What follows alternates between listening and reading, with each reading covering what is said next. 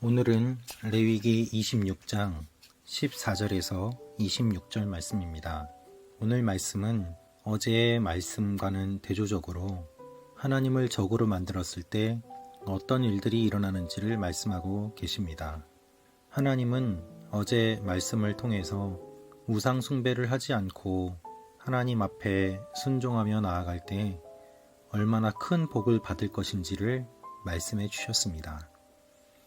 오늘은 하나님의 말씀에 귀를 기울이지 않고 불순종을 했을 때 어떤 일이 일어나는지를 말씀하고 계십니다.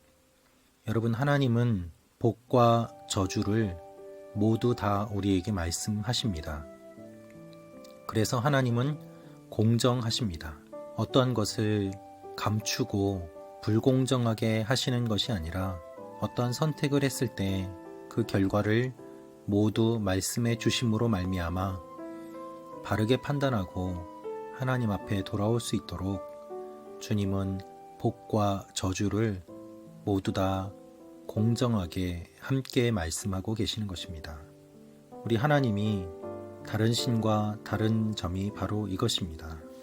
하나님은 모든 것을 미리 말씀해 주시고, 하나님은 모든 것을 깨닫게 말씀해 주시고, 하나님은 모든 것을 공정하게 말씀해 주십니다. 그래서 하나님 앞에 우리가 선택한 것은 우리가 반드시 책임을 져야 됩니다. 여러분, 기억하십시오. 우리의 선택에는 책임이 따릅니다. 오늘 하나님의 우리에게 주시는 말씀도 바로 그것을 말씀하고 있습니다. 하나님의 말씀을 거부하고 법도를 싫어해 하나님의 명령을 어긴다면 하나님이 우리의 대적이 될 것임을 말씀하고 계십니다. 하나님이 우리의 적이 되면 어떤 일이 일어날까요? 매우 무서운 말씀을 하고 계십니다. 16절 말씀에 이렇게 기록되어 있습니다. 내가 너희에게 이렇게 할 것이다. 곧 내가 너희에게 너희 눈을 멀게 하고 너희 목숨을 위협하는 재앙과 질병과 열병을 보낼 것이다. 너희가 씨앗을 뿌려도 헛일이 될 것이다. 너희 원수들이 그것을 먹을 것이기 때문이다. 17절은 이렇게 기록되어 있습니다. 내가 내 얼굴을 너희에게 돌려 너희는 너희 원수들에게 패배할 것이다. 너희를 미워하는 자들이 너희를 다스릴 것이고 너희는 쫓아오는 자가 없어도 도망할 것이다. 얼마나 무서운 말씀입니까? 특별히 17절에 하나님이 얼굴을 우리에게서 돌린다고 말씀하고 계십니다. 하나님이 얼굴을 돌리신다는 것은 우리에게서 은혜를 거두어 가신다는 말이고 관심을 두지 않으신다는 말씀입니다. 15절에 너희가 내 명령을 싫어한다면 이라고 되어 있습니다. 이것은 혐오하고 무시하는 심한 반감과 함께 적대적인 감정을 나타내는 표현입니다. 하나님 앞에서 우리가 적대적인 태도를 보인다면 하나님도 우리의 적이 되셔서 우리를 공격하신다는 말씀입니다. 그러나 생각해 보십시오. 우리가 하나님과 적이 된다면 하나님을 이길 수 있겠습니까? 하나님이 손을 벌려 복을 약속하셨는데 굳이 하나님 앞에 적대감을 내보이고 하나님을 적으로 만들 이유는 무엇입니까? 그것은 우리 가운데 있는 죄성 때문 아니겠습니까? 하나님은 우리의 마음 깊은 곳에 있는 불순종의 힘을 너무나도 잘 알고 계십니다. 그래서 이 무서운 저주를 말씀하심으로 말미암아 두려워하고 하나님을 기억하며 그 말씀에 순종하기를 원하시는 것이죠.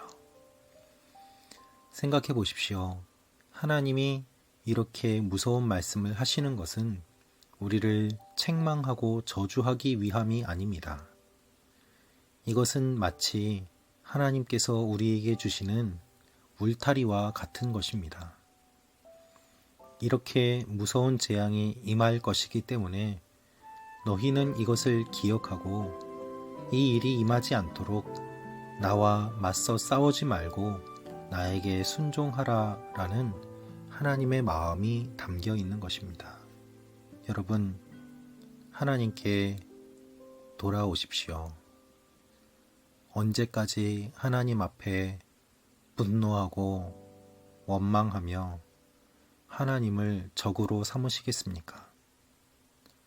우리의 삶에 우리가 이해할 수 없는 부당한 일들과 슬픈 일들이 많이 일어나지만 그것을 생각해 보면 결국 그 모든 일도 하나님의 손안에 있는 것임을 고백할 수밖에 없지 않습니까?